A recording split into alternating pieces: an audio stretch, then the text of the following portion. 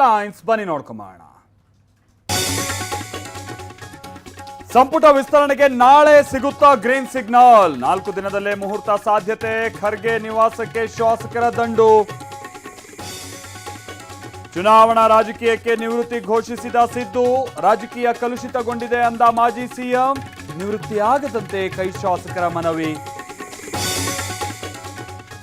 ಶಿಕ್ಷಣ ಸಚಿವಾಲಯದ ಜವಾಬ್ದಾರಿ ವಹಿಸಿಕೊಂಡ ಜೋಶಿ. ಲಾಠಿ ಚಾರ್ಜ್ ಹೊಣೆಗಾರಿಕೆ ಪ್ರಶ್ನಿಸ್ತಾರೋ ರಾಹುಲ್. ಕೇಂದ್ರದಿಂದ ನಾಳೆ ತಿದ್ದುಪಡಿ ಬಿಲ್ ಮಂಡನೆ. ವಿವಾದದ ಕಿಚ್ಚು ಹೊತ್ತಿಸಿದ ಸಿಟಿ ರವಿ ಮಾತು.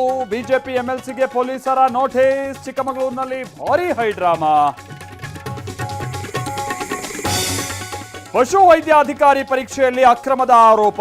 ಕೆಪಿಎಸ್ಸಿ ಮಾಜಿ ಅಧ್ಯಕ್ಷರ ಮೇಲೆ ಮತ್ತೊಂದು ಎಫ್ಐಆರ್. ವಿಜಯೇಂದ್ರ ಪ್ರಿಯಾಂಕ್ ಮಧ್ಯೆ ವಾಗ್ಯುದ್ಧ.